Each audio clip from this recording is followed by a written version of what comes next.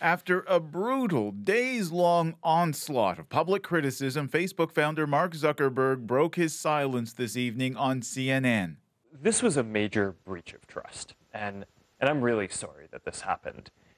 We have a basic responsibility to protect people's data, and if we can't do that, then we don't deserve to have the opportunity to serve people. In an earlier statement to his 2.2 billion users, he pledged Facebook will investigate all apps that once had access to large amounts of personal data. It will ban apps that misuse data. It will cut off access to your data from apps that you have not used in 3 months. And it will introduce a new tool to show you what your apps are up to. Our responsibility now is to make sure that this doesn't happen again. Given the stakes here, why shouldn't Facebook be regulated? I actually am not sure we shouldn't be regulated. I think in general, technology is an increasingly important trend in the world, and I actually think the question is more, what is the right regulation, rather than yes or no, should it be regulated? The moves come just as the hashtag #DeleteFacebook has been trending. Where else but on the competing social media platform Twitter? You need Facebook profiles to apply for many jobs. These things are really integrated into our lives. Digital media and global affairs professor Taylor Owen says deletion isn't the solution. And it's unfair to put that full burden of market pressure on individuals. He says the problem with Facebook is its very business model.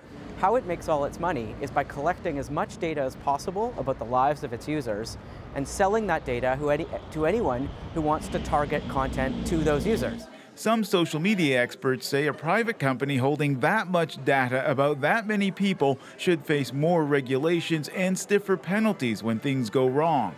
The problem I think we've had in the U.S. is that there's been a hands-off attitude about the internet firms. And the practical consequences, a lot of these companies have been led to believe that they can do pretty much whatever they want with personal data. So, of course, now we're living with the consequences. The consequences for Facebook, at least in terms of popularity, will depend on whether #DeleteFacebook becomes more than just another trending hashtag. Ron Charles, CBC News, Toronto. Welcome to... Facebook might never have needed to do any of this, might have whistled merrily along with the world none the wiser were it not for Chris Wylie.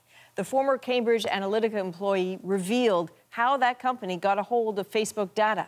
I got his response right after he heard Zuckerberg's written statement for the very first time.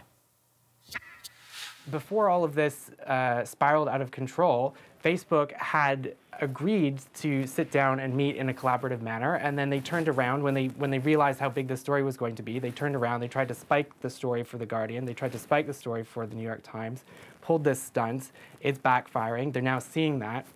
But I think more broadly, they're starting to understand that there's a potential for an existential crisis in Facebook because people are realizing that you've got a company that sort of has a problem with the fact that its entire business model revolves around the use of personal data. It's nice that they have a statement now that seems to acknowledge that there's some responsibility there and they want to move forward. But the proof of the pudding is in the eating. So let's see what they're actually going to do. Before a few days ago, not many people had heard of this whistleblower, Christopher Wylie. You'll hear a lot more from him now. He is set to testify before the U.S. House Intelligence Committee, the House Judiciary Committee, and the British parliamentary inquiry into fake news. And that's while he continues to tell his story to journalists. So who is he? Well, first of all, he is Canadian, grew up in the Victoria, BC area. A high school dropout who plugged into politics, working with the Liberal Party, including then leader of the opposition, Michael Ignatieff, while still in his teens. He moved to London in 2013, and that's when he started with a military contractor known as SCL Group. His algorithms attracted the attention of investors Robert Mercer and Steve Bannon, and Cambridge Analytica was born.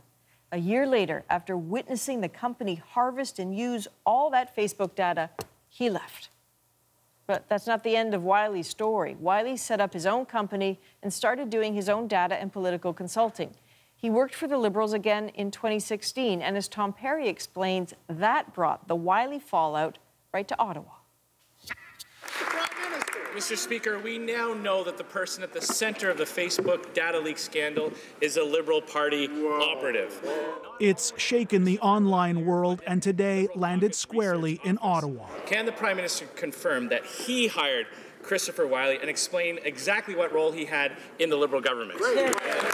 The federal Liberals acknowledged that Wylie worked for the party in early 2016, soon after Justin Trudeau was elected Prime Minister. Wylie's company, Unoya Technologies, was awarded a $100,000 research contract. Preliminary work was done by Unoya Technologies, but after seeing what was offered, Liberal Caucus Research Bureau decided not to move forward.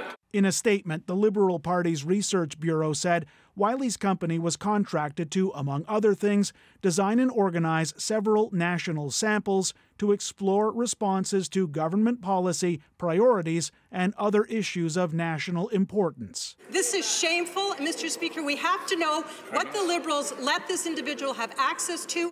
The Liberals insist Wylie never had access to their research data. All major parties keep detailed voter databases. They use them to target and tailor their message. You know, they're moving into this world of micro-targeting, and the more they know about voters and the more they know about what pushes our buttons, the better messages they think they can deliver. Experts say political parties are relying more and more on social media platforms like Facebook to reach voters and learn more about them, even if voters aren't aware of it. The whole system has been shrouded in a lot of secrecy, a lot of opaqueness, and so myself and many others have just been calling for more transparency on this issue. Justin Trudeau says his government takes the matter very seriously. The opposition wants to keep the focus on Trudeau's connection to the man at the center of this scandal. Tom Perry, CBC News, Ottawa. I pressed Wylie about what work he did in Canada as a consultant. Until I brought up Scheer's comments, Wylie hadn't heard them. This was his response. What I would say to Mr. Scheer is that, you know, I'm coming forward as a whistleblower to talk about a project that is completely unrelated to the Liberal Party. This happened, you know, whilst I was working in London for an American company. It's American data that I'm talking about. So what? He's accusing me of being a liberal, and also that I've done, you know, I'm whistleblowing right now on an unrelated project. I mean, like, I'm sorry, that's just cheap. It's just cheap politics. I'll be clear, like, aside from a small, like, I mean, this just seems so overblown. Aside from a small consulting project that I did when, you know, the government was just setting itself up, I've done no work in Canada, like, for years. And Rosemary, Chris Wylie keeps saying he knows he's going to be attacked because he's a whistleblower and because people don't like what he has to say, but he is willing to talk to people and explain how this works. And he said that he would agree to talk to a Canadians Commons committee as well if he was asked. So the story isn't going away, you know, especially as we learn more about this connection of social media and politics on both sides of the Atlantic. Yeah, so many different threads to this story. And you know, the expert there in the piece, in Tom's piece, pointed out that governments use this. And it's true that this government in particular last year said it spent $13 million since coming to office on advertising on social media platforms, more than half of that going to Facebook.